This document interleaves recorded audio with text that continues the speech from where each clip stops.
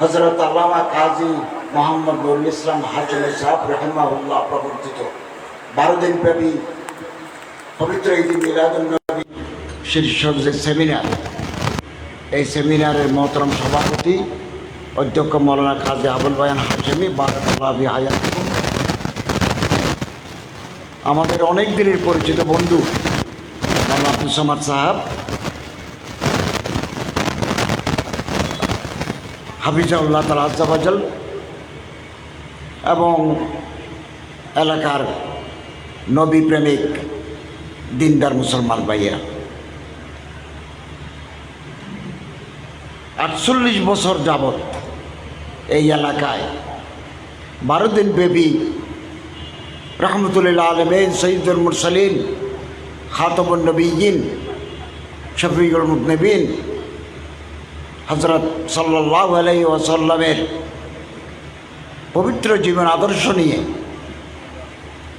এখানে ঈদ মিলাদুন নবী উদযাপিত হচ্ছে, ঈদ মিলাদুন নবী পালিত হচ্ছে, হজরতের জীবনের বিভিন্ন দিক নিয়ে আলোচনা হচ্ছে। এটা আমাদের জন্য অত্যন্ত সুসংবাদ। এবং এই যে আঞ্জুমানে মুহিব্বানে রাসূল, যারা আল্লাহ রসুলকে মহাব্বত করেন তাদের আঞ্জুমান, হজরত কাজী আল্লামা নুরুল ইসলাম হাশমি সাহেব রাহিমাহুল্লাহ সারাটি জীবন রসুল সাল্লাল্লাহু আলাইহি ওয়াসাল্লামের মহাব্বত মানুষের মনে জাগ্রত করার জন্য মেহনত করে গেছেন। এটা কোরআন শরীফে আছে, বিসমিল্লাহির রহমানির রহিম, ইন কুনতুম তুহিব্বুনাল্লাহ ফাত্তাবিউনি ইউহিব্বুকুমুল্লাহ, ফাত্তাবিউনি ইউহিব্বুকুমুল্লাহ। তোমরা যদি আল্লাহকে মহব্বত করতে চাও, ফাত্তাবিউনি, আল্লাহ রাসূলুল্লাহ সাল্লাল্লাহু আলাইহি ওয়াসাল্লাম বলেন আমার ইত্তেবা করো, আমার অনুসরণ করো, ইউহিব্বুকুমুল্লাহ, আল্লাহ তোমাদের মহব্বত করবেন।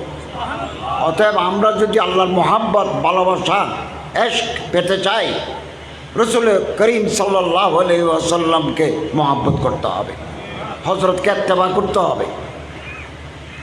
আমাদের একেবারে আমাদের জীবনের প্রতিটি ক্ষেত্রে আমরা পেয়ারা রসুল খাতামুন নবিয়্যিন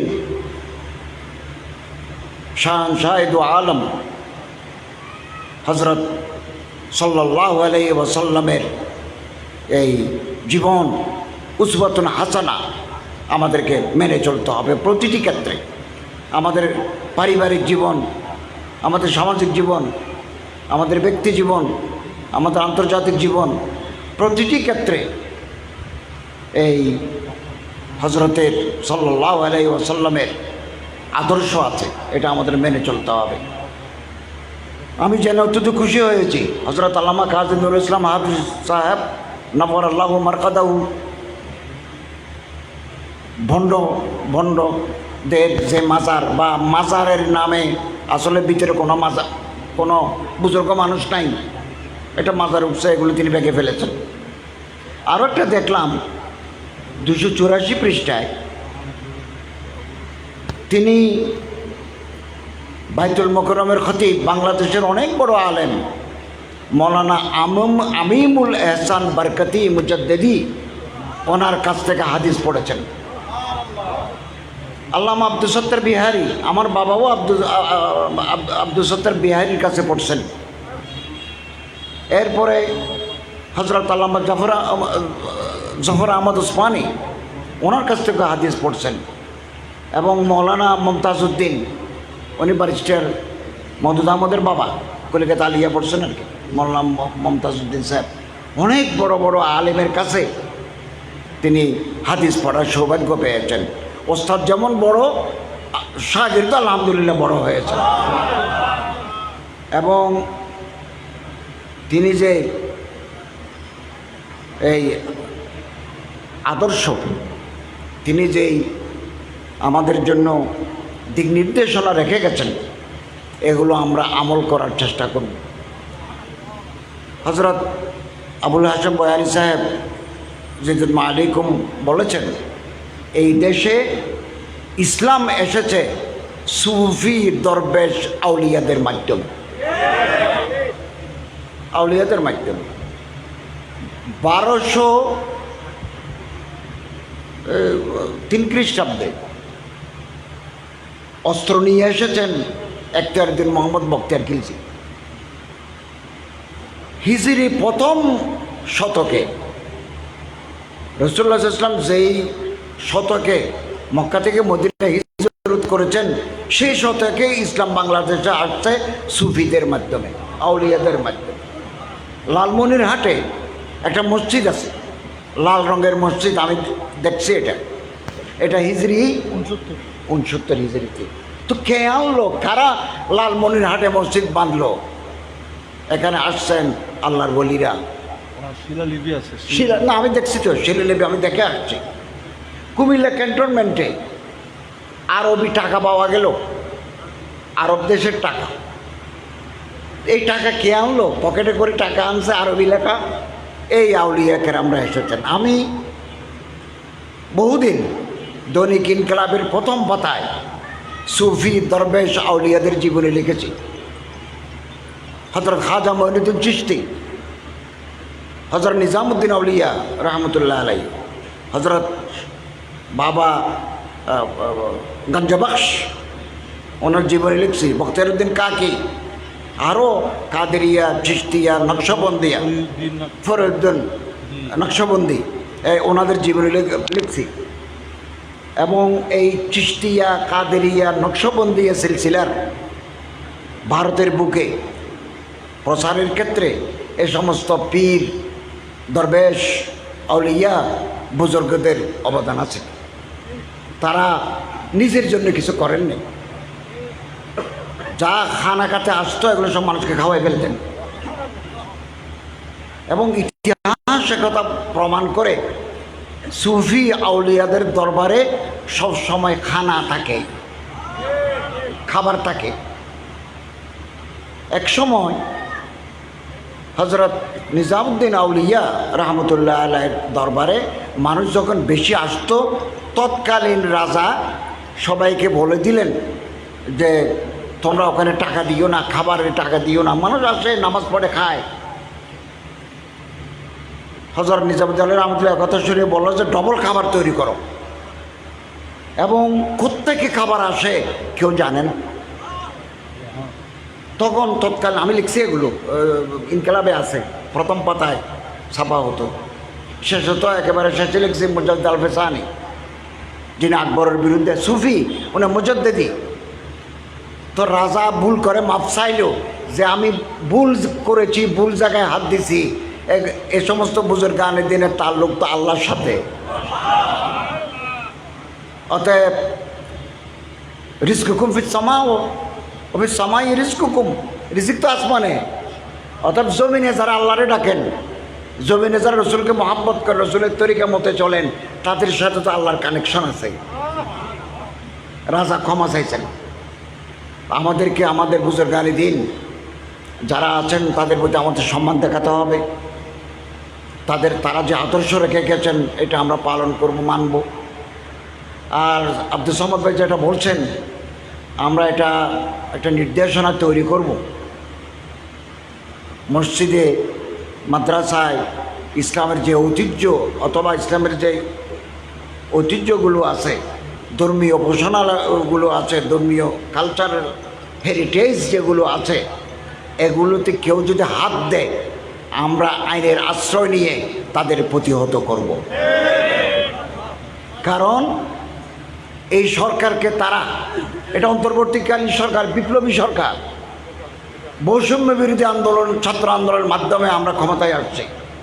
তো আমাদেরকে বিব্রত করার জন্য, আমাদের কাজ করতে না দেওয়ার জন্য একটা চক্র এগুলো করছে। এত বছর করে নাই কেন?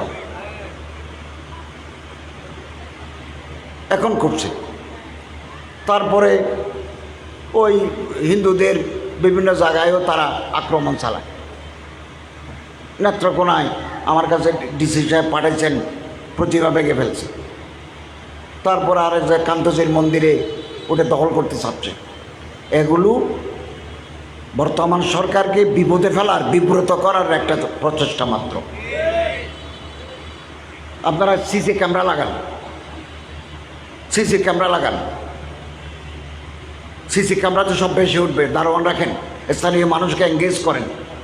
আর যদি মনে করেন যে প্রশাসনের সহযোগিতা প্রয়োজন, তাহলে প্রতিটি থানায় ওসি আছে, এগুলো আমাদের প্রতিনিধি, ইউএনও আছে, ডিসি সাহেব আছেন, তাদেরকে মুহূর্তের ভিতরে ফোন দেবেন, তারা আসবে, এসে যাবে এবং এই সমস্ত শয়তানি যারা করছে তাদেরকে দমন করার ব্যবস্থা নেবেন।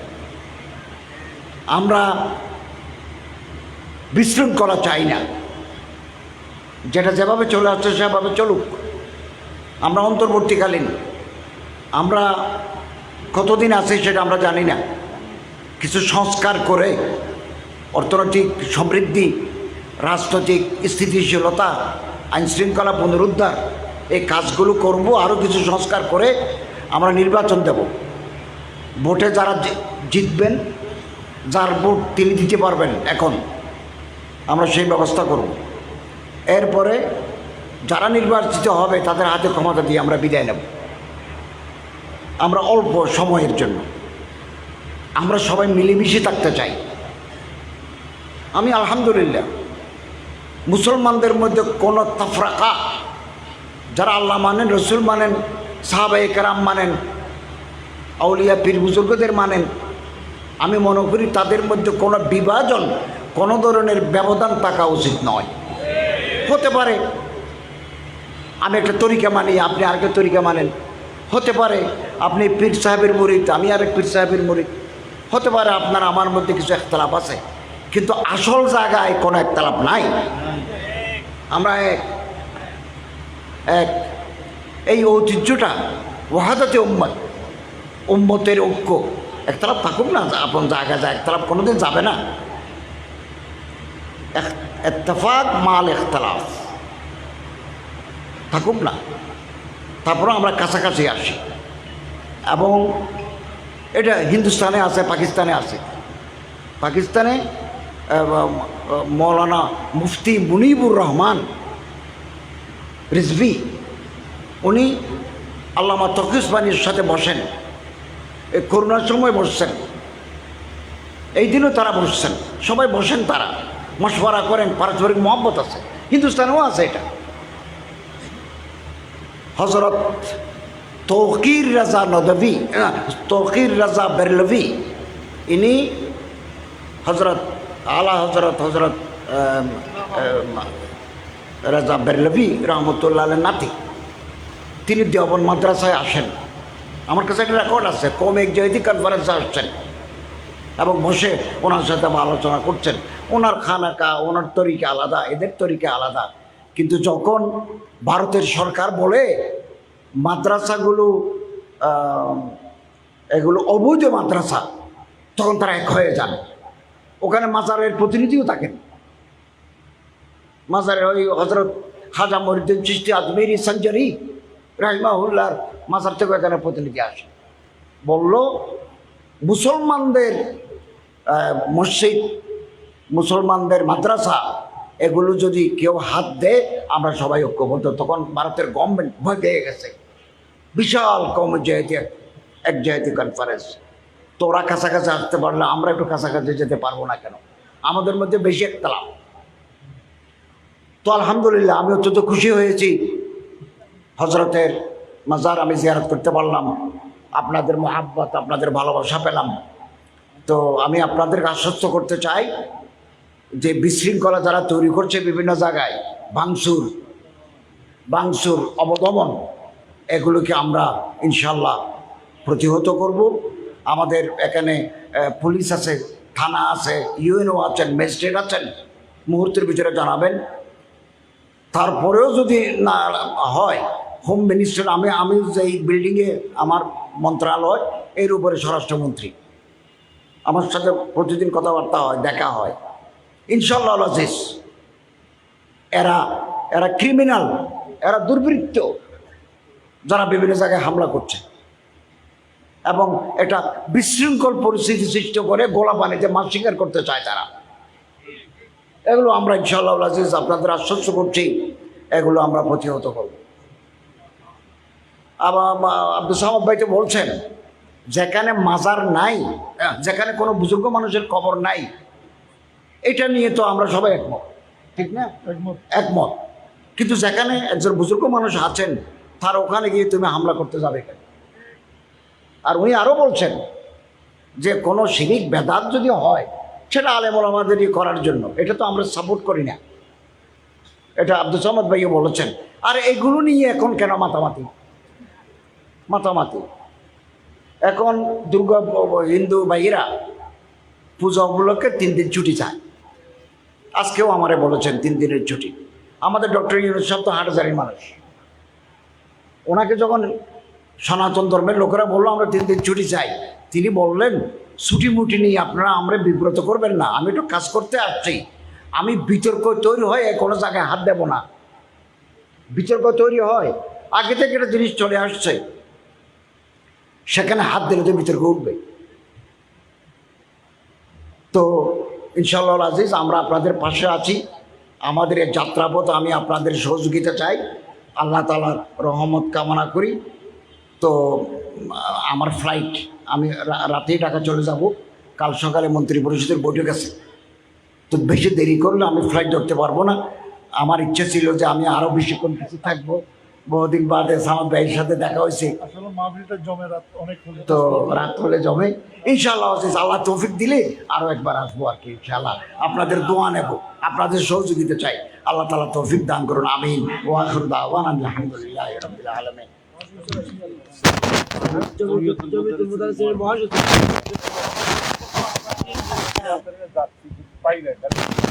না পাবে না, আমার পিএস